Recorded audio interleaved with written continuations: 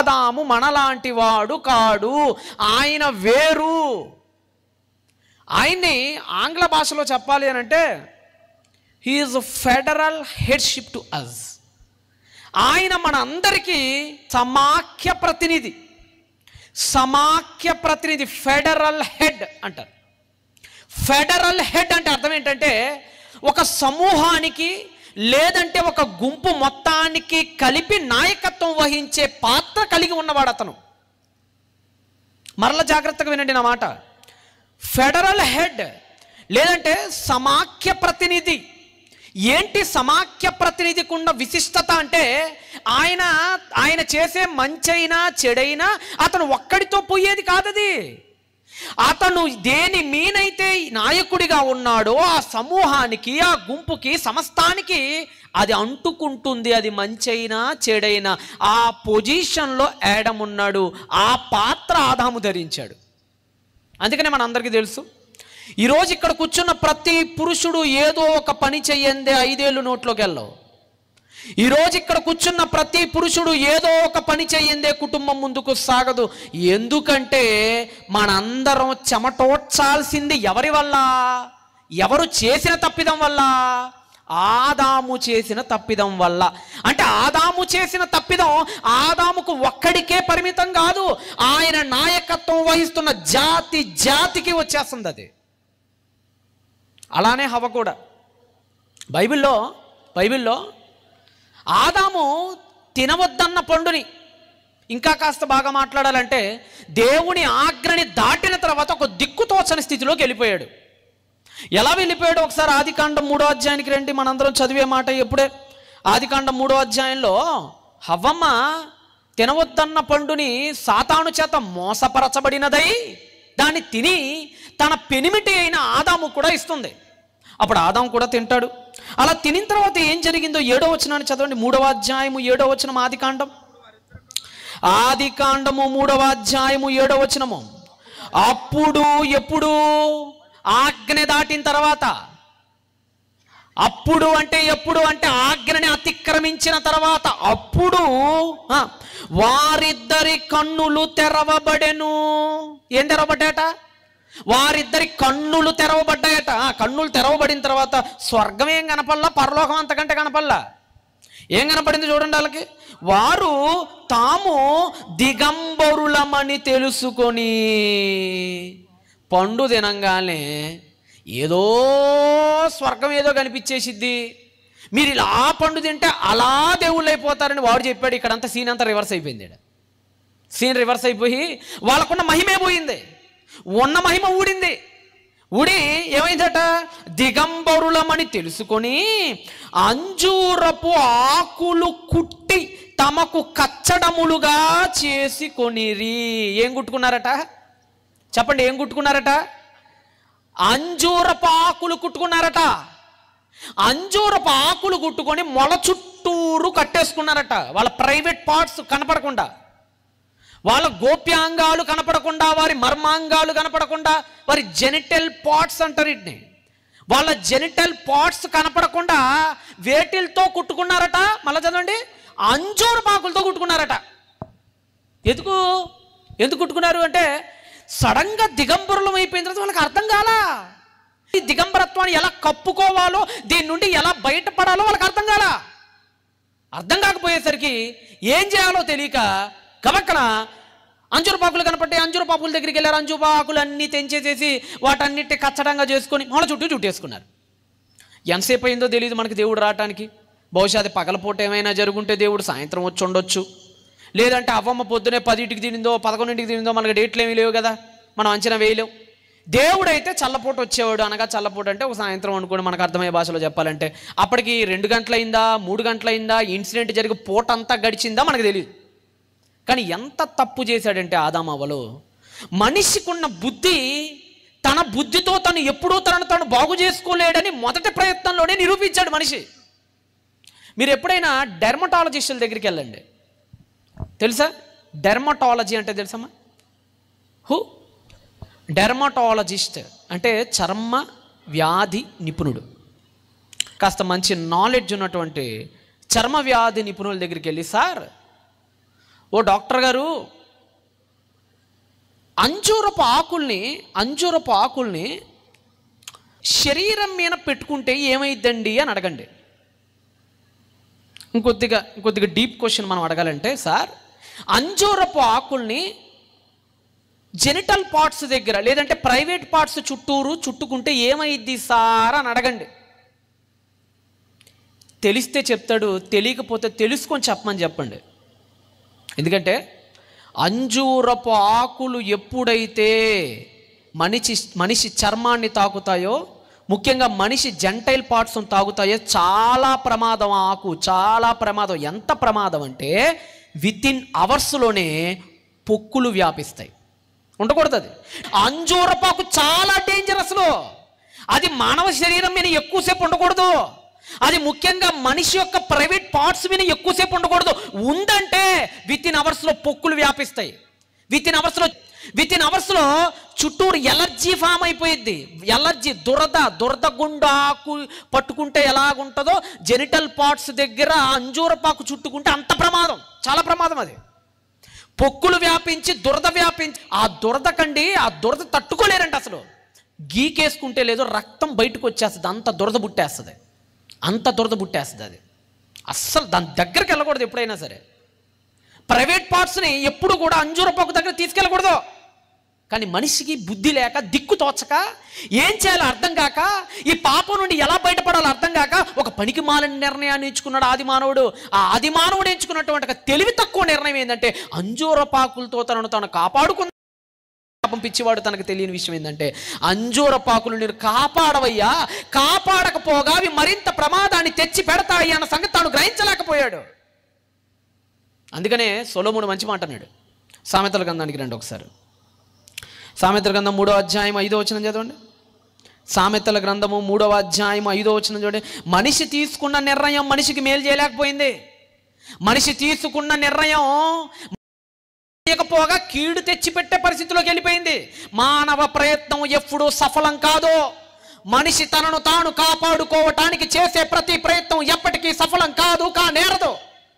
ఈరోజు మానవుడు తనను తాను కాపాడుకోవడానికి ఎన్నో ప్రయత్నాలు చేస్తున్నాడు. ఈరోజు మానవుడు తనను తాను రక్షించుకోవటానికి ఎన్నో ప్రయత్నాలు చేస్తున్నాడు. అన్నదానాలు వండి పెట్టేస్తే నేనేదో పరలోకానికి వెళ్ళిపోతాను అనుకుంటున్నాడు. ఈరోజు వస్త్రదానాలు చేస్తున్నారు. మంచిదే, చేయండి. ఇవి చేసినంత మాత్రాన నువ్వు పరలోకానికి వెళ్తావని భ్రమలో కూడా అనుకోకు. ఎందుకంటే నీ ప్రయత్నం ఎప్పుడు పరలోకానికి చేర్చదు. ఆది మానవుడు తనను తాను రక్షించుకోవటానికి తాను చేసిన తొలి ప్రయత్నం విఫలమై కూర్చుంది. ఏమన్నాడు 3వ అధ్యాయం 5లో? మీ సొంత బుద్ధిని ఉపయోగించొద్దురా ఓ ఆదామా. మీ సొంత బుద్ధిని ఉపయోగించకండి. మీ స్వబుద్ధిని ఆధారము చేసుకొని అంజూరపు ఆకులు కుట్టుకొనక మీ పూర్ణ హృదయముతో యెహోవా యందు నమ్మిక ఉంచండి. మీ ప్రవర్తన అంతటి యందు ఆయన అధికారానికి చోటివ్వండి. అది మనల్ని మనం రక్షించుకోవాలంటే మన సొంత బుద్ధిని ఉపయోగించకూడదు. ఎవరికి ఇవ్వాలి మనల్ని రక్షించే అవకాశం? మనం ఏది చేస్తే రక్షింపబడతామో అది ఎవరి వల్ల అయితే?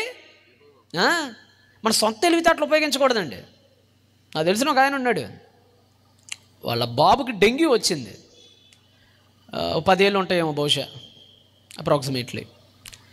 ఈ 10 ఏళ్ళలో అతని డెంగ్యూ వచ్చింది. మరి మొత్తానికి ఎవరో ఒకళ్ళు ఉంటారు కదండి, అరకొర తెలివితేటలు, అర్ధజ్ఞానులు.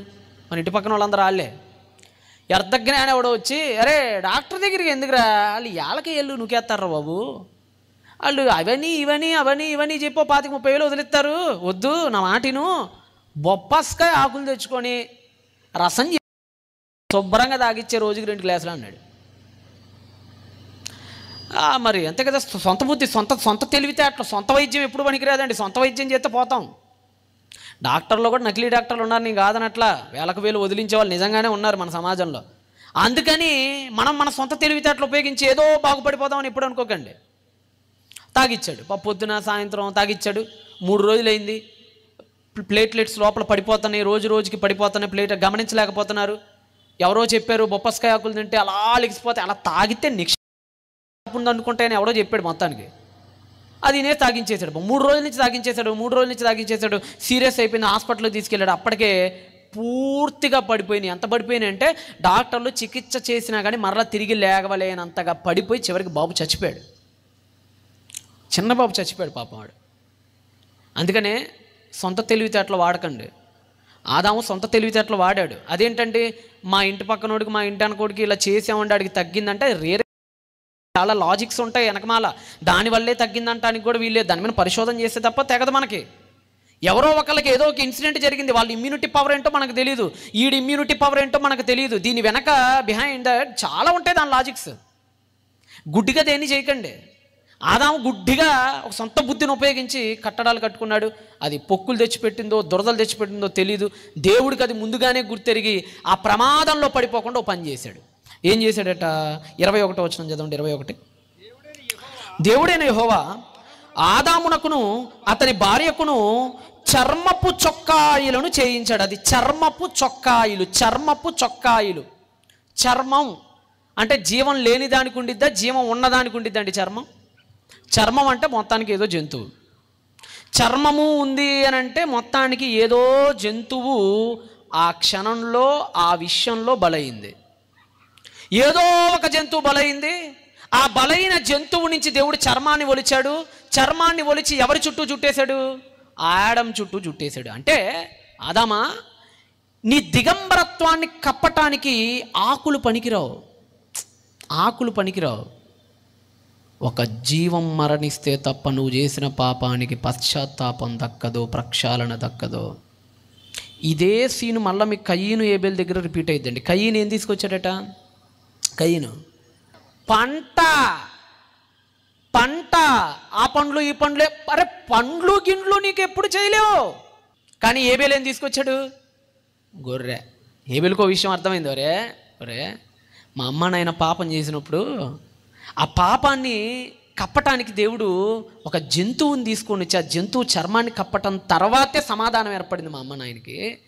దేవుడితో సమాధానం జరగాలి అని అంటే రక్త ప్రోక్షణ ఉండాలన్న సంగతి తాను గుర్తెరిగి తాను గొర్రె పిల్లని తీసుకొని వచ్చాడు. మొదటి నుంచి కూడా మీరు గమనిస్తూ ముందుకెళ్ళండి. ఎందుకో మానవుడు చేసిన పాపానికి, ఒక మరణానికి దేవుడు ఒక అనుసంధానించడం ప్రారంభించాడు. జాగ్రత్తగా మనం ఆలకిస్తుంటే చాలామందికి చాలా అనుమానాలు వస్తుంటాయి. బైబిల్ కాస్త ధ్యానించే వాళ్ళకి కానీ, క్రైస్తవ్యంలో ఉన్నటువంటి తాత్విక చింతన కలిగిన వాళ్ళు అంటారు వీళ్ళని. ఈ తాత్విక చింతన కలిగిన ఆలోచన రావాలి.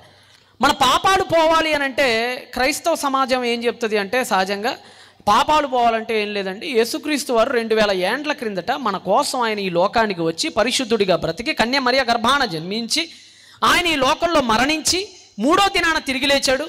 ఇది ఎవరైతే విశ్వసిస్తారో, ఇది విశ్వసించి ఎవరైతే బాప్తీసం పొందుతారో అట్టి వారికి పాపక్షమాపణ కలుగుతుంది అని అంటాం. కరెక్టే. ఈ మధ్య చాలామంది మీకు తెలుసు మతోన్మాదులు బాగా పేటరేగిపోతున్నారు. అటు హైందవ సమాజంలో కానీ, ఇటు క్రైస్తవేతర ఏ సమాజం అయినా సరే, వాళ్ళ పేర్లు కూడా మీకు పరిచయమే, నేను ఎవరి గురించి ప్రత్యేకంగా చెప్పనవసరం లేదు. ఇటు ఇస్లాం సమాజంలో కానీ, ఈరోజు క్రైస్తవేతర సమాజానికి సిలువ శిక్ష అనగానే ఒక వెర్రితనంగా మారిపోయిందండి. ఆ మధ్య అంటున్నాడు ఎవడొకడు, ఈ క్రైస్తవ్యం ఎంత చిన్న లాజిక్ మిస్ అయిపోతారంటే, ఆడెవడో చచ్చిపోవటం ఏంటి? 2000 ఏళ్ల క్రిందటంట ఆయన ఎవడో చచ్చిపోయాడట. ఆయన చచ్చిపోతేనట ఇక్కడ నేను చేసిన పాపం పోద్దట. ఇది ఎక్కడ వింత, ఇది ఎక్కడ విచిత్రం? అట్టెట్ట పోద్ది? ఎవడు చేసింది ఆడే అనుభవించాలి కదా, ఎవడి కర్మను ఆడే అనుభవించాలి కదా, ఎవడి పాప శిక్షను ఆడే భరించాలి కదా. నేనేదో పాపం చేయటం ఏంటి?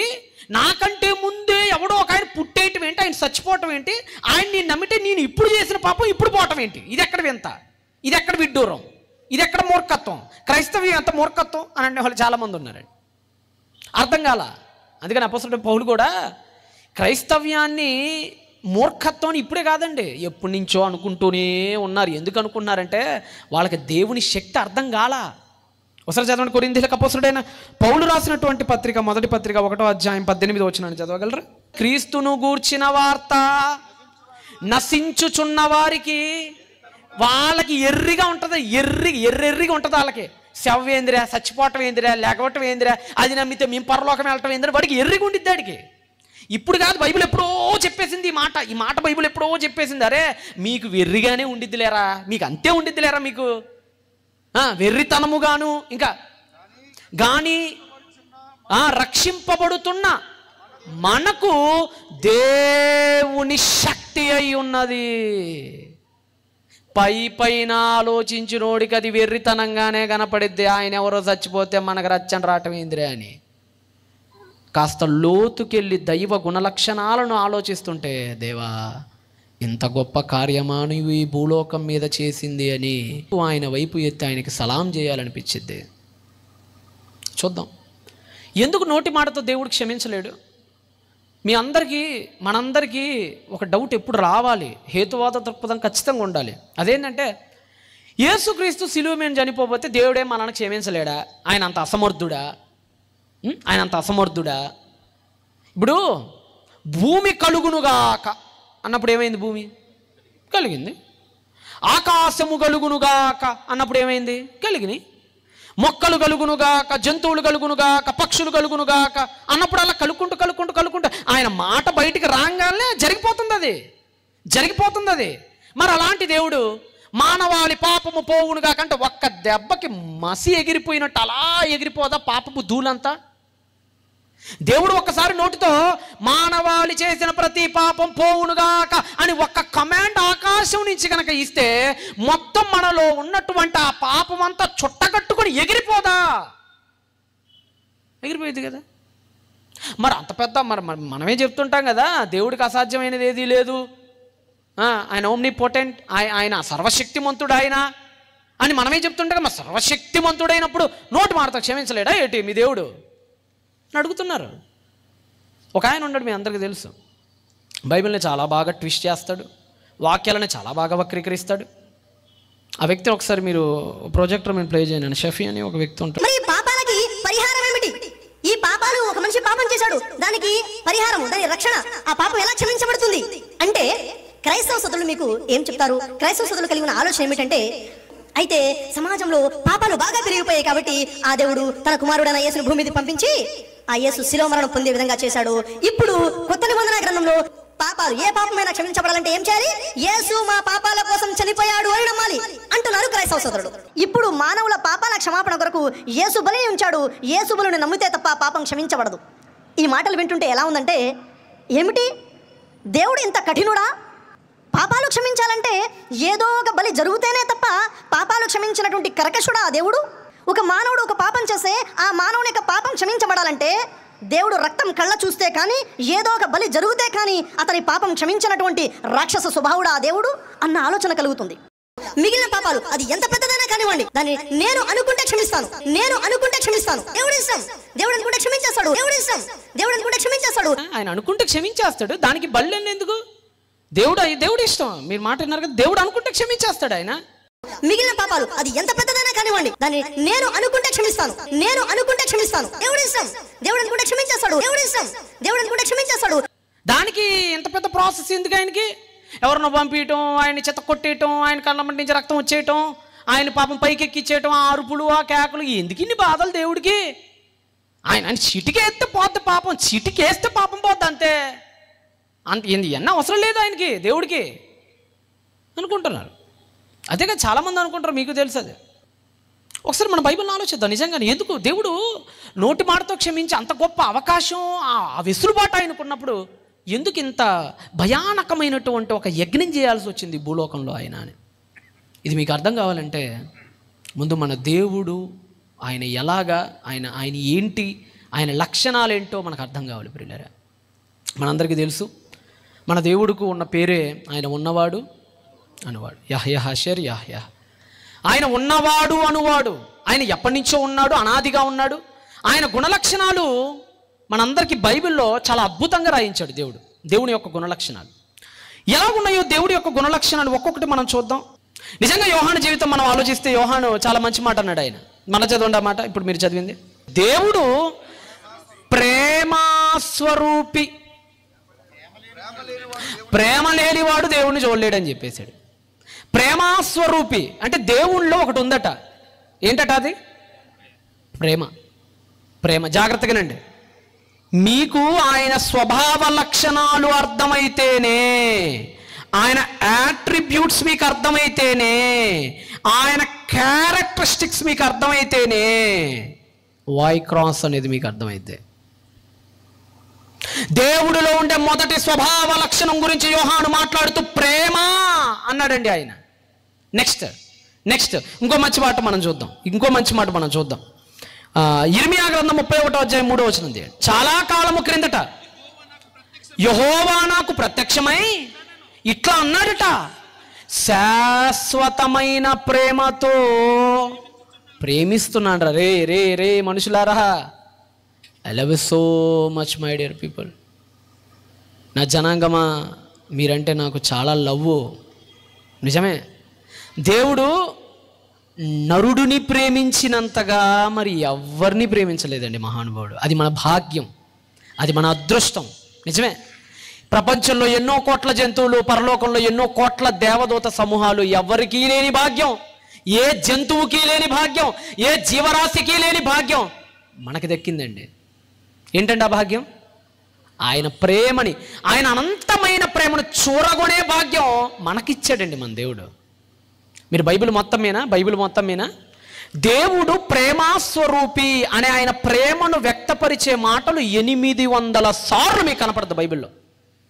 దేవుడు ప్రేమ, దేవుని ప్రేమ, దేవుడు ప్రేమించేవాడు, దేవుడు మనందరినీ శాశ్వతమైన ప్రేమతో ప్రేమిస్తున్నాడని ఇలాగ ఆది కాండం నుంచి ప్రకటన గ్రంథం దాకా వెళితే దేవుని ప్రేమ గురించి బైబిల్ రచయితలు 800 సార్లు పేర్కొన్నారు. రమారమే దేవుని ప్రేమ అంటే దేవుడికి ఒక మంచి లక్షణం ఒకటి ఉందండి, మంచి తత్వం ఒకటి ఉందండి ఆయనకి. ఆ తత్వం ఏంటంటే ప్రేమ తత్వం. ఏ తత్వం? ప్రేమ అంటే మీ అందరికీ తెలుసు కదా. మీ అందరికీ తెలుసు ప్రేమ అంటే ఇది కూడా ఇలా ఉంటుంది. ప్రేమ మన అందరికి సింబల్ పెట్టుకుంటాం కదా. ఏంటిది? ప్రేమ అనగానే ఏది గుర్తొస్తుంది మీకు? తాజ్మహల్ ఏటట? ప్రేమకి గుర్తేటట తాజ్మహల్. చాలాసార్లు చెప్పాను మీకు. అరే నాయన, ఈ తాజ్మహల్ ఎందుకు గిఫ్ట్లు ఇచ్చుకుంటారంటే ప్రేమ అండి. ప్రేమికురాలని తాజ్మహల్లో షాజహాన్ ప్రేమించినంత ప్రేమ ఎవరు ప్రేమించారు? ఆ ఆవిడ చచ్చిపోతే ఏం కట్టించాడు? పెద్ద తాజ్మహల్. తమ్ముడు నా దగ్గరికి వచ్చి అడిగితే నేను చెప్పాను, రా మరి ముంతాజ్ని అంత ప్రేమించేసాడు కదా మరి షాజహాను, మరి ఆవిడ కాకుండా ఇంకో 5 భార్యలను ఎందుకు చేసుకున్నాడు రా అని అడిగా నేను. అవును, మరి 6 భార్యలు, మరి అయ్యగారికి అంత వలగా మారిన ప్రేమ ఉంటే అలా ఆవిడ మీనా, మరి ఇంకొక 5 ఎందుకయ్యా నువ్వు పిల్లల్ని కన్నావు మహానుభావా? అంతే మరి, లాజిక్లు అడగకూడదు చరిత్రని. అది చెప్పింది నోరు మూసుకొని వినాలి మనందరం. అంతే. ప్రేమ అంటే తాజ్మహల్ కాదు, ప్రేమ అంటే సిలువ. అది ప్రేమ అంటే. ప్రేమకి గుర్తు చూపించాలంటే ఏం చూపిస్తారో సిలువ చూపించండి. ప్రేమ అనే లక్షణం ఆయనకుంది. ఏంటో లక్షణం? ప్రేమ. ఇదిగోండి, ఈ లక్షణం మన తండ్రికి ఉందండి. ఏ లక్షణం? ఈ ప్రేమ అనే లక్షణం మన తండ్రికి ఉందండి. ఆయనకి ఇంకొక లక్షణం కూడా ఉందండి. ఆ లక్షణం ఏంటో తెలుసా? ఒకసారి అది కూడా తీయండి మీరు ఒకసారి.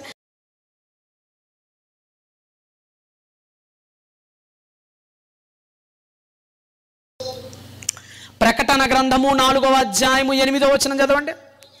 సర్వాధికారియు పరిశుద్ధుడు అని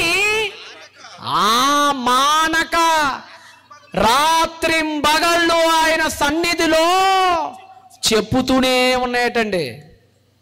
దేవుడి దగ్గరికి అండి, దేవుడి చుట్టూరు అండి, పరిశుద్ధుడు అని గాన ప్రతిగానాలతో మారు మ్రోగిపోతుంది. గడప కమ్ముల పునాదులు అదిరిపోతున్నాయట పరలోకంలో. బలవంతంగా అంటారండి వాళ్ళు. ఎవరు? మన దగ్గర ఉన్న రాజు బలవంతంగా అనిపిస్తారు. రాజాది రాజా ఏమున్నాయమ్మా, రాజా మార్తాండ, ఇవన్నీ ఆడెక్కడ కొడతాడు భయం. వీళ్ళకి ఆడెక్కడ కొడతాడు అన్న భయంతో అంటారు వీళ్ళందరూ. బలవంతంగా అనిపించుకోడు. ఆయన చూస్తేనే నోట్లో నుంచి మాట వచ్చేస్తుంది. పరిశుద్ధుడు. ఆయన్ని చూడంగానే నేత్రాలన్నీ వెలిగిపోతాయి. ఆయన చూడంగానే నోట్లో నుంచి ఒక మాట తప్ప మరి ఏ మాట రాదు. ఆ మాటే నిరంతర పరిశుద్ధుడు ఆయన పరిశుద్ధుడు. మనందరికీ తెలుసు. ఆయన ఇంకో మాట కూడా అన్నాడు, నేను పరిశుద్ధుని గనక మీరు పరిశుద్ధులుగా ఉండాలి. దేవుడు అండి, దేవుడు మొత్తం బైబిల్లో అన్నీ చూపించలేను కాబట్టి చెప్తున్నాను. దేవుని యొక్క పరిశుద్ధత గురించి 700 సార్లు రాయబడిందండి. 800. ప్రేమ తెలుసుగా మీకు. పరిశుద్ధత అంటే ఫైర్. మన భాషలో చెప్పాలంటే ఫైర్. అగ్నికి సూచనగా చూస్తాం కదా మనం పరిశుద్ధతని. ఈ పరిశుద్ధత అనే గుణం ఆయనకుంది. ఈ పరిశుద్ధత అనే గుణం ఆయనకి 700 సార్లు రచయితలు రాశారు, బైబిల్ రచయితలు ఆయన గురించి. ఆయన గుణలక్షణాలు ఇవన్నీ. ఆయనకి ఇంకో లక్షణం ఉంది. అదే ఒకసారి మీరు కీర్తనలు కదా తీయగలరా? 33వ అధ్యాయం 5వ వచనం చదవండి. 33:5. ఆయన నీతిని న్యాయాన్ని ప్రేమించుచున్నాడు. అది ఆయన లక్షణం ఏంటట? ఆయన లక్షణం ఏంటట? నీతి అంటే ఆయనకి లవ్వు, న్యాయం అంటే ఆయనకి ఇష్టం. ఇంకో మాట కూడా ఉంది, కీర్తనల గ్రంథం 45వ అధ్యాయం 6-7 వచనాలు. దేవా, నీ సింహాసనము నిరంతరము నిలుచును, నీ రాజదండము, దేవుని రాజదండం, దేవుని రాజదండం ఎలాంటిదట?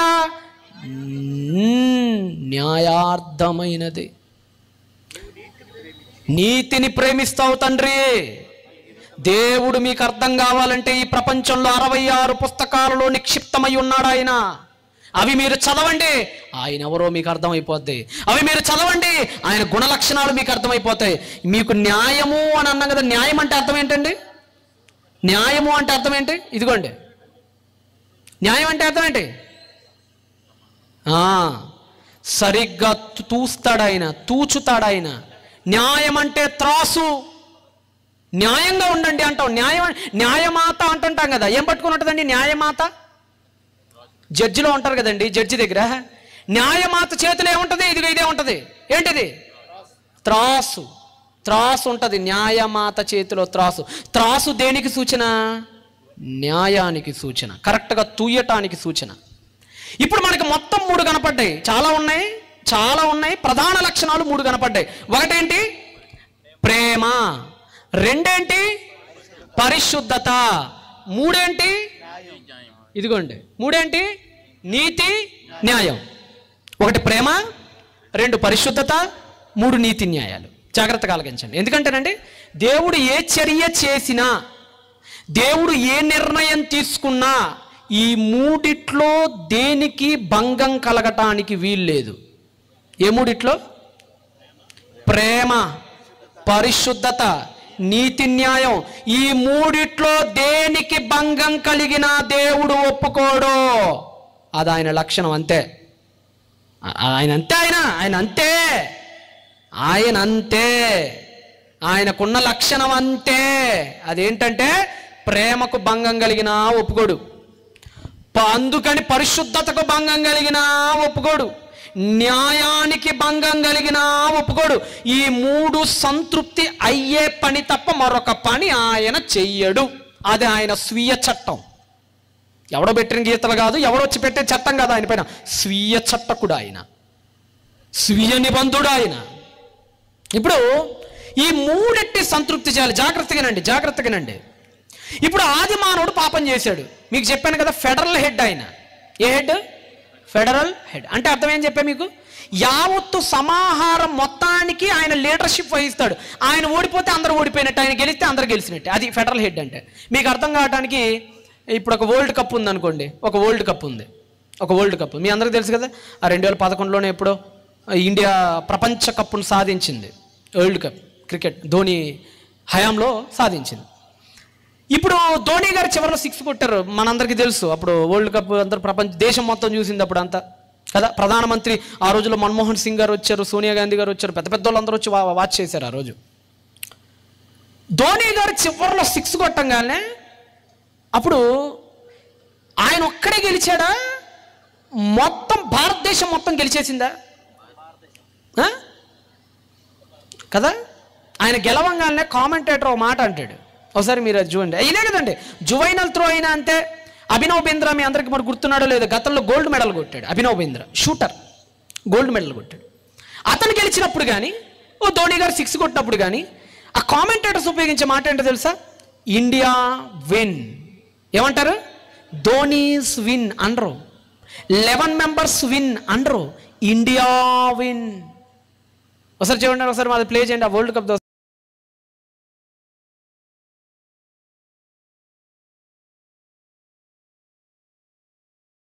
చూపించను. it finishes off in style.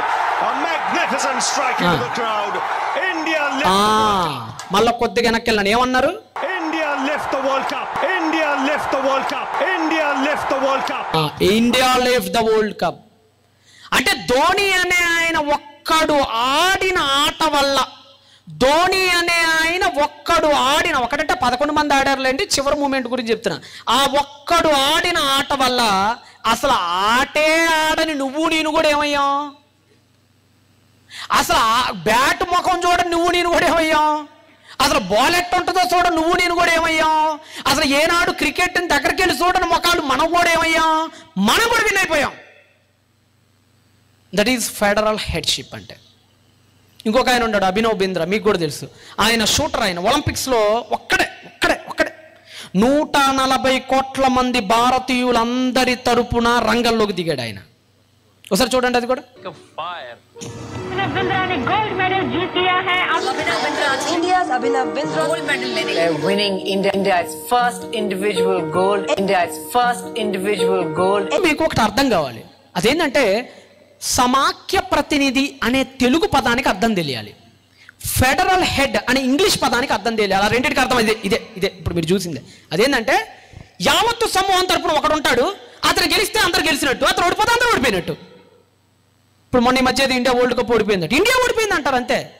ఈ మొత్తం దేశానికి ఒకడు ప్రాతినిధ్యం వహిస్తాడు, అతనే ఫెడరల్ హెడ్ అవుతాడు.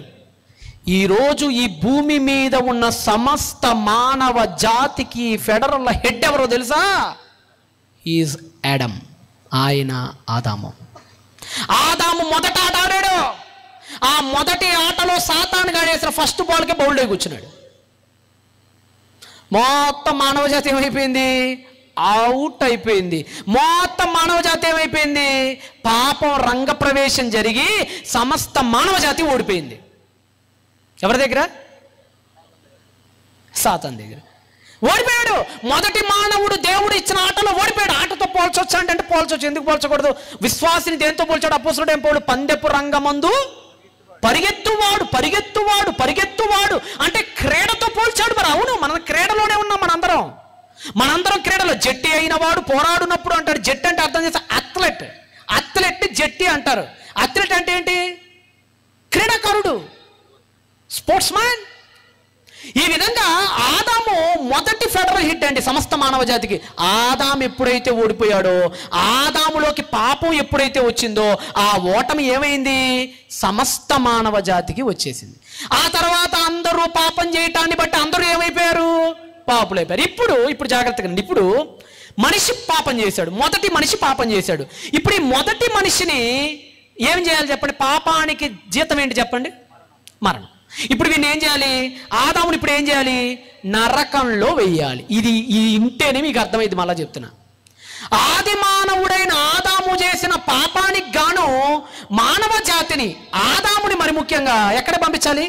నరకాగ్నికి పంపించాలి. రైట్. ఇప్పుడు నరకానికి పంపించాలి అని దేవుడు అనుకొని, నరకంలో వేసేద్దాం వీళ్ళందరినీ, ఓడిపోయారు కదా అని దేవుడు అనుకున్నప్పుడు ఒకటి వచ్చి అడ్డుపడిందండి ఆయన ముందు. ఒకటి అడ్డుపడిందండి ఆయనకి. అదేంటో తెలుసా? ఇదిగో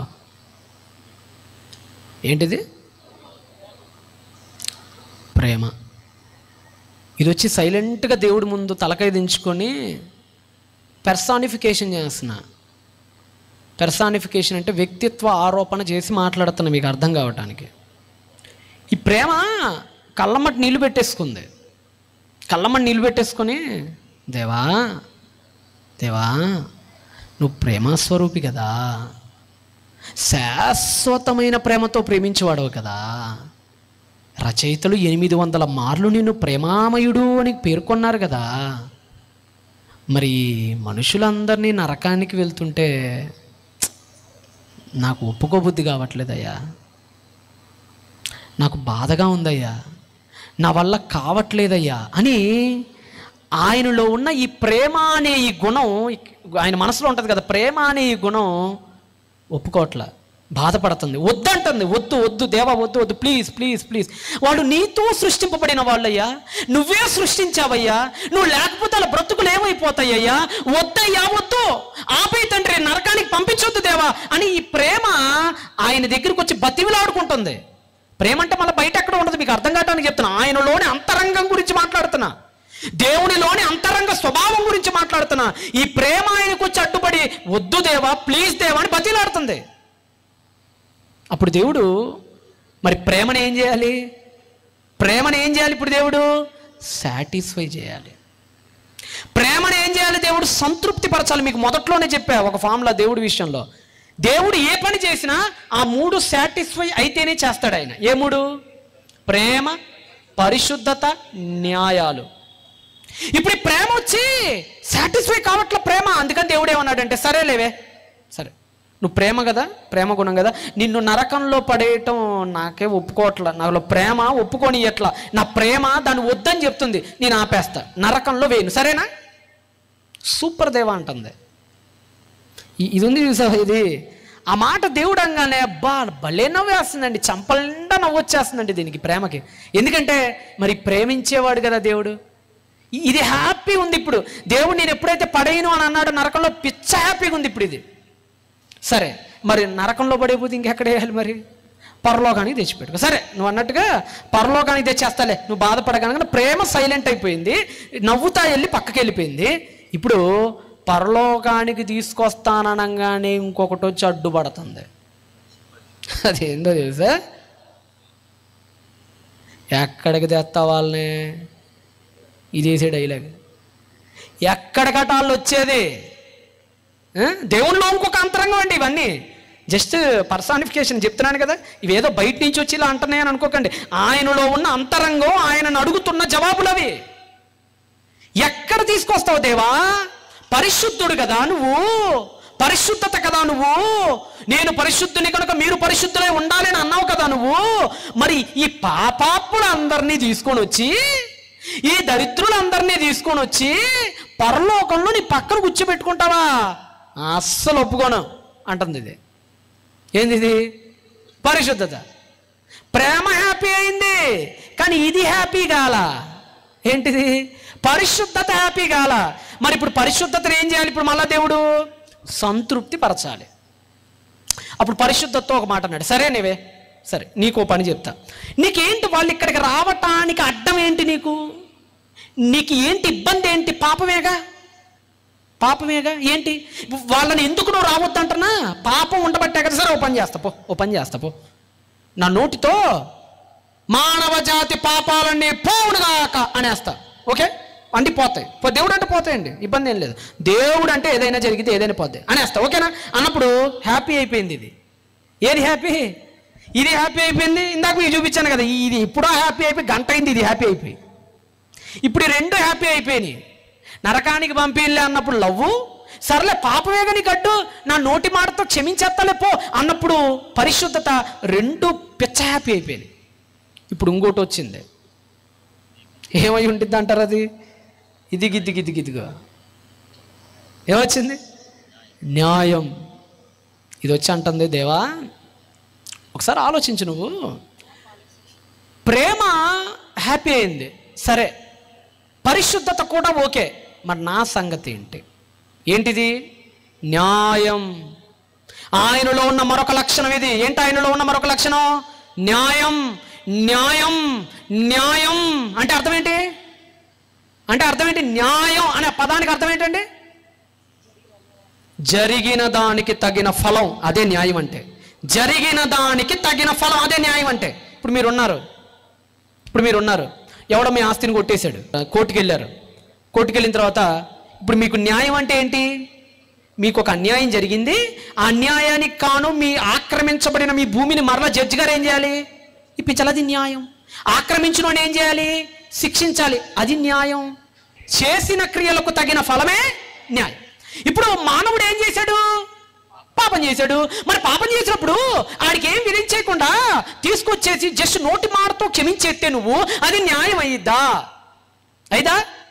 మీకు ఒక వీడియో చూపిస్తే, ఎందుకంటే మరి వాతావరణం ఎప్పుడు ఎలా ఉండిద్దో తెలీదు. మీకు ఈ మధ్య ఒక ఆయన తెలుసు, అమెరికా అధ్యక్షుడు, ప్రస్తుత అమెరికా అధ్యక్షుడు ఎవరు? Joe Biden. ఇంకా ట్రంప్ గారు ఇంకా రాలా. జో బైడెన్ ఆయన చేతిలో ఒక అధికారం ఉంది. అమెరికా రాజ్యాంగం అతనికి ఒక అధికారం ఇచ్చింది. అధికారం ఏంటో తెలుసా? ప్రెసిడెంట్ కదా ఆయన, అమెరికన్ ప్రెసిడెంట్ కదా. ఈ అమెరికన్ ప్రెసిడెంట్ ఎవరినైనా క్షమించాలనుకుంటే ఖైదీలలో ఎవరినైనా క్షమించాలనుకుంటే క్షమించవచ్చు. వాడు ఎవడైనా క్షమించవచ్చు. వాడు పెద్ద పెద్ద మర్డర్లు చేసేవాడైనా, వాడు పెద్ద పెద్ద రేపులు చేసేవాడైనా, వాడు పరమ దుర్మార్గుడు నీచ నికృష్టుడైనా సరే అమెరికా ప్రెసిడెంట్ క్షమించేస్తే కోర్టులు కూడా అడగటానికి వీలేదు. నోరు మూసుకొని కూర్చోవాలి అక్కడ. ఎవరు క్షమిస్తే? America president. ఇప్పుడు ఎవరన్నాను మీకు? America president Joe Biden. ఇప్పుడు ఈ జో బైడెన్ ఏం చేశాడంటే వాళ్ళ కొడుకు పెద్ద తప్పు చేశాడండి. వాళ్ళ కొడుకు ఏం చేశాడు తెలుసా? గంజాయి లాంటిది దాగి రోడ్ల మీద విచ్చలవిడిగా వెళ్ళి తుపాకీలు, లైసెన్స్ లేని తుపాకీలు, చట్ట విరుద్ధమైన తుపాకీలు మెయింటైన్ చేస్తూ చాలా అరాచకాలు సృష్టించాడు అమెరికాలో చాలా అరాచకాలకు పాల్పడ్డాడు. ఎవరు? జో బైడెన్ అనగా ప్రెసిడెంట్ యొక్క సొంత కొడుకు. అంటే ఇప్పుడు నువ్వు నేనులాగా మనం దేవుడికి ఎలాగో జో బైడెన్ యొక్క కొడుకు అతనికి అలాగా. ఇప్పుడు జో బైడెన్ ఏం చేశాడు తెలుసా? రీసెంట్గా 1 వీక్ కూడా అవ్వాలా. ఇప్పుడు జో బైడెన్ ఏం చేశాడంటే దిగిపోతున్నాడు కదా, రేపు దిగిపోతున్నాడు కదా, అందుకని ఏం చేశాడంటే వాళ్ళ కొడుకు చేసిన ప్రతి పనికి మాలిన పనికి ఈ పడికి జైల్లో ఉండాలి. కానీ ఏం చేశాడో ఒకసారి మీరు ఒక వీడియో చూడండి. పోనున్న అమెరికా అధ్యక్షుడు జో బైడెన్ సంచలన నిర్ణయం తీసుకున్నారు. అక్రమ ఆయుధ కొనుగోళ్ల కేసులో దోషిగా తేలిన తన కుమారుడు హంటర్ బైడెన్ కు జో బైడెన్ క్షమాభిక్ష ప్రసాదించారు. ఏం ప్రసాదించాడట? క్షమాభిక్ష. అబ్బో గొప్ప పని అనుకునేరు మీరు, ఆగండి. అమ్మో క్షమాభిక్ష అంటే మరి గొప్ప పని కదండి అని చప్పట్లు కొట్టారు కొంప తీసి. క్షమాభిక్ష ఇచ్చాడు. ఎందుకు ఇచ్చాడో తెలుసా? కొడుకు కాబట్టి ఇచ్చాడు. ఇంకోడికి అయితే ఇవ్వడు. సొంత కొడుకు కాబట్టి పోతాడు కాబట్టి క్షమాభిక్ష ఇచ్చాడు. క్షమాభిక్ష ఇచ్చేటప్పుడు ఏం చేశాడు తెలుసా? ఓ చిన్న దెబ్బ కూడా కొట్ల ఈజీగా క్షమాభిక్ష పెట్టేశాడు. మరి ఆడు చేసిన అన్యాయాలు ఏమైపోవాలి? వాడు తుపాకీని పట్టుకొని రోడ్ల మీద ఆడు చేసిన అరాచకాలు ఏమైపోవాలి? వాడు మత్తు మందులు సేవించి రోడ్ల మీద వెళ్ళినప్పుడు వాడు చేసిన అరాచకాలు ఏమైపోవాలి? ఏమో అని నాకు అనవసరం, నా దగ్గర అధికారం ఉంది, నేను క్షమించేస్తాను అంతే. ఆయనకు అంతే తెలుసు. చూడండి, ఇంకా ప్లే చేయండి. జో బైడెన్ క్షమాభిక్ష ప్రసాదించారు. తన కుమారుడికి క్షమాభిక్ష పెట్టే ప్రయత్నాలు చేయబోనని గతంలో చెప్పిన బైడెన్ తన అధికారాన్ని ఉపయోగించుకుని కుమారుడిని శిక్ష నుంచి తప్పించారు. బైడెన్ నిర్ణయంపై అమెరికా ప్రెసిడెంట్ ఎలెక్ట్ ట్రంప్ తీవ్రంగా మండిపడ్డారు. అదిగోండి, ట్రంప్ కోపం వచ్చింది ఇప్పుడు. ఎందుకురే? నీ దగ్గర అధికారం ఉందని ఆడు ఎన్ని పాపాలు చేసినా నీ దగ్గర అధికారం ఉందో క్షమించి వదిలేస్తావని నీకేమి రైట్ ఉందయ్యా? వాడు చేసిన పాపాలకి మరి శిక్షించొద్దా? నీ కొడుకు అయిపోతే, నీ సొంత కొడుకు అయిపోతే, వాడు మాదక ద్రవ్యాలు సేవించినా, వాడు తుపాకీలు పట్టుకుని రోడ్ల మరి తిరిగినా నీ దగ్గర అధికారం ఉందని అధికారం దుర్వినియోగం చేసి క్షమించి వదిలేస్తే న్యాయమేమైపోవాలి అమెరికాలో అని ట్రంప్ విరుద్ధంగా ఈరోజు అమెరికా మొత్తంలో జో బైడెన్ ఎండగడుతున్నాడు. ఇంకా చదవండి.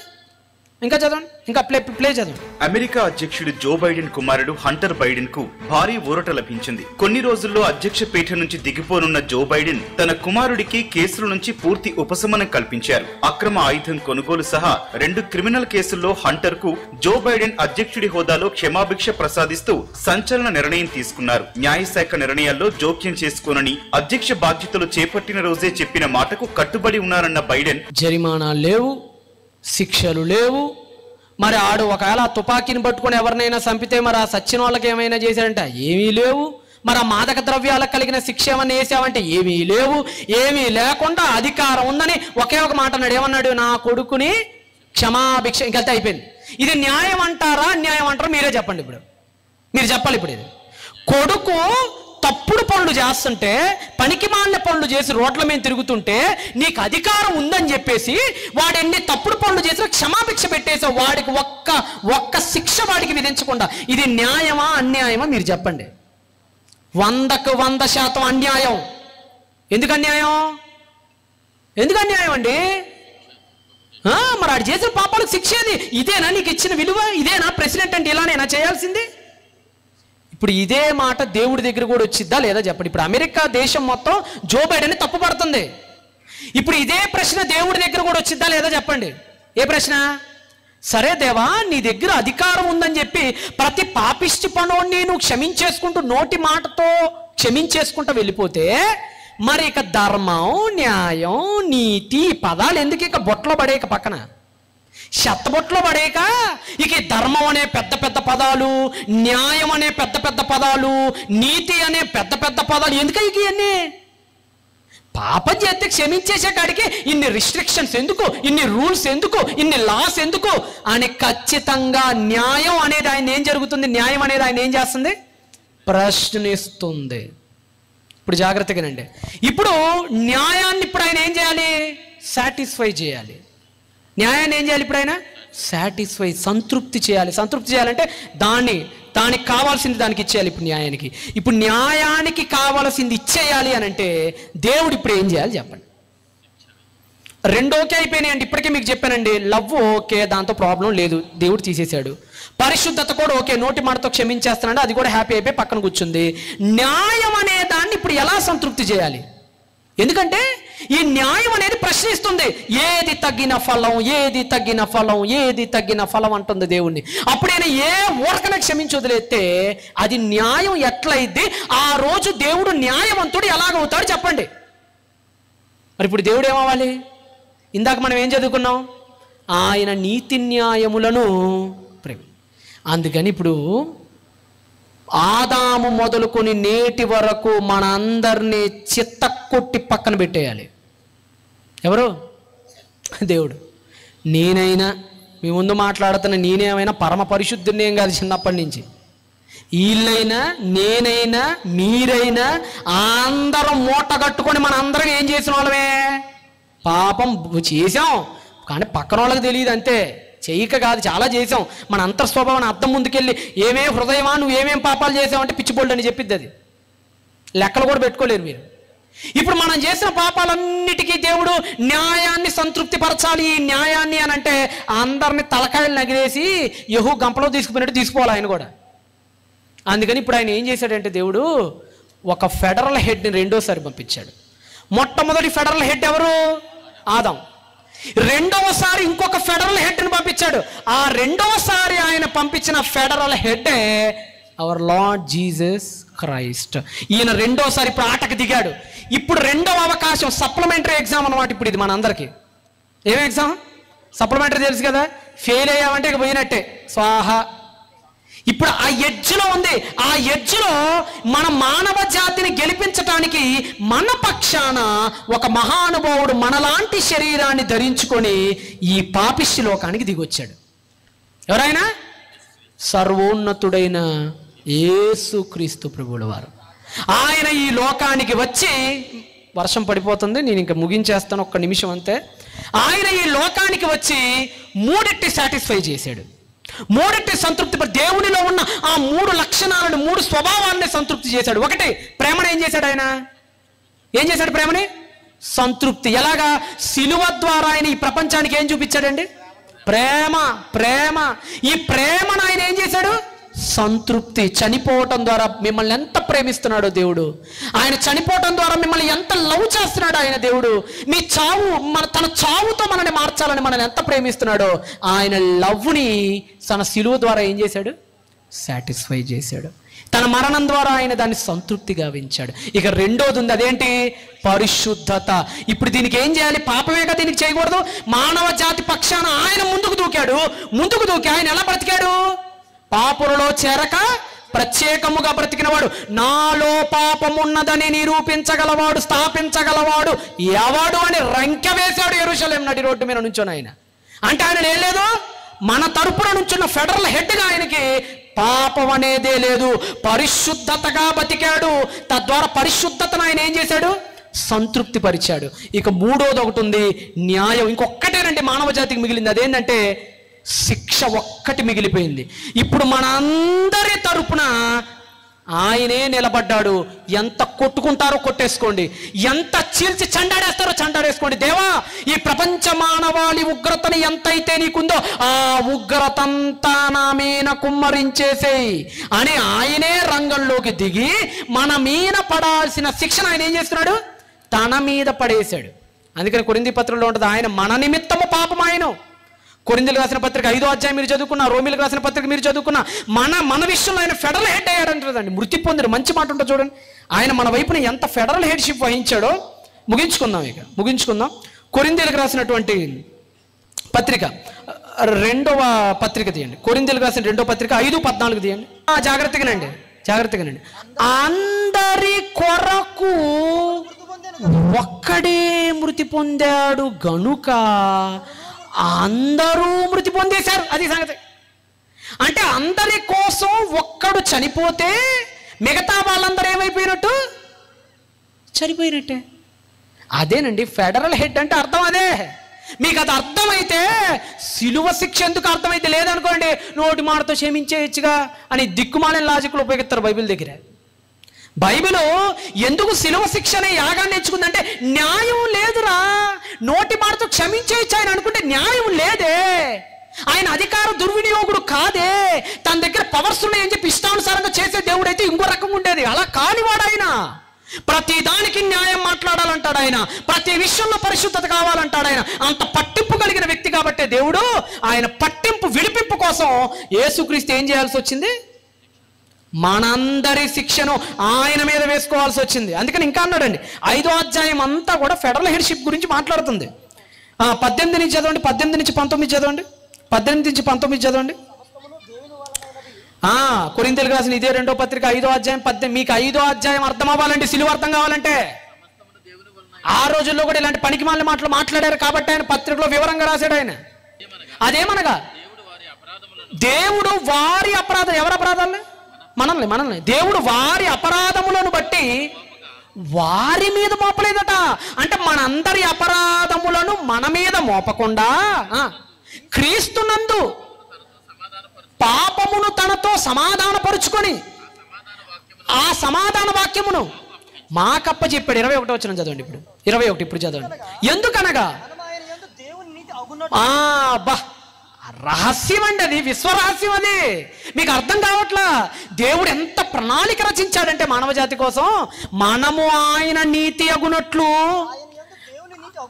ఆయన యందు దేవుని నీతి అగునట్లు పాపమంటే ఎరుగని ఆయనను మన కోసము పాపముగా చేసెను. What a wonderful plan my dear God. ఆయనలోని 3 లక్షణాలను సంతృప్తి పరచాలంటే ఒక్కదాని వల్లే సాధ్యం అండి. దేనివల్లది? ఇదిగోండి, ఆయనలోని లవ్ని ఇది సాటిస్ఫై చేస్తుంది, ఆయనలో ఉన్నటువంటి పరిశుద్ధతని ఇది సాటిస్ఫై చేస్తుంది, ఆయనలో ఉన్నటువంటి న్యాయాన్ని ఇది సాటిస్ఫై చేస్తుంది. ఈ ప్రపంచంలో ఆయనలో ఉన్న ప్రేమ, ఆయనలో ఉన్న పరిశుద్ధత, ఆయనలో ఉన్న నీతి న్యాయాలు సాటిస్ఫై అవ్వాలి అని అంటే ఇది తప్ప ప్రపంచ మానవాళికి మరొక మార్గం లేనే లేదు. ఇది ఒక్కటే మానవ ప్రపంచానికి దిక్సూచి. దిక్కులేని మానవ జాతికి బైబిల్ చూపిన దిక్సూచి ఇదే. ఏంటా దిక్సూచి? రే పాపాలు చేశారా, నా ప్రేమ వద్దంటుంది సిలువ. రే పరిశుద్ధత కావాలరా, మీలో అది లేదు. దానికి ఒకటే కారణం, మీకోసం ఒకటి రావాలి, ఫెడరల్ హెడ్షిప్. అదిగో సిలువ, అక్కడ ఉన్నాడు ఆయన. ఇదిగో రే మీకు న్యాయం లేదురా, మిమ్మల్ని చంపేస్తే చచ్చిపోతారా, మీరు పిల్లలరా, మీ వల్ల కాదురా, పాపానికి శిక్ష విధిస్తే మీరు తట్టుకోలేరురా, మీకోసం ఒక నిలబడాలరా ఫెడరల్ హెడ్, అదిగో ఆయనేరా అని 3 విషయాల్లో సాటిస్ఫై అవ్వగలిగాడండి. ఎవరు? తెస్సలోనికి రాసిన మొదటి పత్రిక 1వ అధ్యాయం 10వ వచనం. జీవము గలవాడును సత్యవంతుడనగు దేవుని దాసుడగుటకు. జాగ్రత్తగా, దేవుడు మృతులలో నుండి లేపిన యేసుని అనగా యేసెవరంటే రాబోవు ఉగ్రత నుండి మనల్ని తప్పించినవాడు. సిలువే లేదనుకోండి, ఆ సిలువ మీద ఈ ప్రపంచంలో వేల సిలువలు వేయాలండి. మనందరికీ సిలువలు వేయాలండి, మనందరికీ సిలువలు వేసేయాలండి. ఎందుకంటే మనం అన్ని పాపాలు చేసామండి. అందుకనే దేవుడు పౌలు ఒక మాట అదే అన్నాడు. ఆయన ఏమన్నాడు? రాబోవు దేవుని ఉగ్రత నుండి మనల్ని తప్పించాడు. 3వ అధ్యాయం అండి ఇదే తెస్సలోనికి 5:9 చదవండి. 5:9 ఎందుకనగా మన ప్రభువైన యేసుక్రీస్తు ద్వారా రక్షణ పొందుటకై దేవుడు మనలను నియమించెను. కానీ ఉగ్రత పాలగుటకు నియమించలేదు. అంటే యేసుక్రీస్తు నియమం ఎందుకు జరిగిందట? రక్షణ కోసమట. లేదంటే ఏమైందట? ఉగ్రత పాలైపోతామట. ఈ త్రాసుని గెలిపించాలండి. ఒకటేనండి, యేసు ప్రభు సిలువకు అల్టిమేట్ ఏంటంటే త్రాస్ అండి. అంతా ఇక్కడే ఉందండి. ఈ న్యాయాన్ని సంతృప్తి చేయడానికి ఆ మహానుభావుడు మన శిక్షణ తన మీద వేసుకోవాల్సి వచ్చిందండి. ఇదే మాట్లాడుతాడు రోమీలకు అపోస్తలుడు. పత్రికలను అద్భుతం అండి, పౌలు పత్రికలను అద్భుతాలండి. రోమీలకు అపోస్తలుడైన పౌలు రాసినటువంటి పత్రిక ఒకసారి తీయండి. రోమీలకు అపోస్తలుడైన పౌలు పత్రికను రాస్తూ 5వ అధ్యాయం 9లో ఈ మాట అన్నాడు. కాబట్టి ఆయన రక్తం, ఎవరి రక్తం? యేసుక్రీస్తు రక్తం. ఆయన రక్తం వలన నీతిమంతులుగా తీర్చబడి మరింత నిశ్చయముగా, ఇక్కడ కూడా అదే మాట అన్నాడు చూడండి. ఆయన ద్వారా ఉగ్రత నుండి రక్షింపబడుదుము. దేవుడికి హోలీ కావాలి, ఇచ్చేసాడు ఈయన. దేవుడికి న్యాయం కావాలి, ఇచ్చేసాడు ఈయన. దేవుడికి ప్రేమ కావాలి, ఇచ్చేసాడు ఈయన. ఇక ఆయనకి సమస్య తీరిపోయింది. ఎవరికి? దేవుడికి.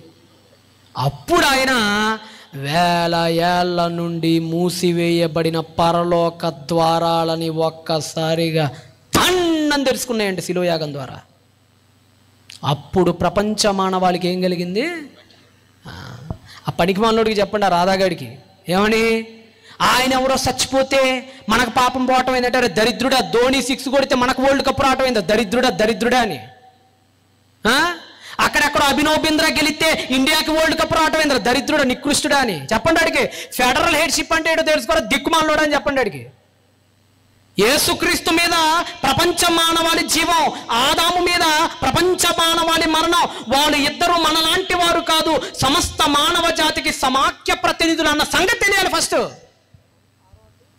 ఇదే రోమీయులకు రాసిన పత్రిక ముగించేస్తాను. ఇక 6వ అధ్యాయం 4 మరియు 7 వచనాలు చదవండి. 4, 7. కాబట్టి తండ్రి మహిమ వలన క్రీస్తు మృతులలో నుండి ఎలాగైతే లెగిచాడో అలాగే ఇప్పుడు ఆ ఫెడరల్ హెడ్స్ ఇప్పుడు మనం నమ్మాలి. అదే సువార్త అంటే ఏం లేదండి. అబ్బా సువార్త అంటే ఏమీ లేదండి, ఒకటేనండి. చాలా మంచి శుభవార్త అది. దానికంటే పెద్ద, ఇప్పుడు మీకు పొద్దున్నే లేచి 10 లక్షల రూపాయలు అప్పు ఉంది, రాత్రంతా దిగులుగా పనుకున్నాడు, వాడు తెల్లారు వచ్చేస్తాడు, వాడు అందరి ముందు పరువు తీసేస్తాడు మంది. తెల్లారి గజ గజ గజ గజ గజ గజ ఉనికిపోతున్నాడు తెల్లారి. అప్పుడు ఒక వ్యక్తి వచ్చాడు, అయ్యా నువ్వేం బాధపడకు, నీ 10 లక్షల్ని వడ్డీతో సహా మొత్తం 50 లక్షలు నీకు కట్టేశాను, దిగులు చెందకు బిడ్డ, కౌగిలించుకో అని చెప్పి కౌగిలించుకున్నాడు. ఇది శుభవార్త దుర్వార్త చెప్పండి. కాబట్టి ప్రపంచానికి బైబిల్ మాత్రమే ఇచ్చిన దిక్సూచి ఏంటో తెలుసా అండి? మానవ జాతి, ఓ మానవ జాతి, నీ కోసం నిన్ను అడగకుండానే నేను పుట్టించా, అందుకని నువ్వు అడగకుండానే నీకు రక్షణ ఇస్తున్నా. అదే బైబిల్, అదే బైబిల్. మనం అడగకుండానే దేవుడు మనకు జీవం ఇచ్చాడు, మనం అడగకుండానే దేవుడు మనకు పరలోకం ఇస్తున్నాడు. కానీ ఒకటే నువ్వు చేయాల్సిన, మధ్యలో ఒకే ఒక పని నువ్వు చేయాలి. అది ఏం చేయాలంటే ఆయన సిలువ మరణ పునరుద్ధానాలను విశ్వసించాలి. బస్ చాలు, అంతకుమించి ఏం చేయని అవసరం లేదు. ఆ తర్వాత విశ్వాసులుగా మారిన తర్వాత మనం చేయాల్సిన కొన్ని సత్క్రియలు చేయాల్సి ఉన్నాయి, అవి అయితే అయిపోయింది మనకి. వర్షం మీకు తెలిసింది కదా, అయినప్పటికీ కూడా బాగా విన్నారు దేవుడి దయ వల్ల.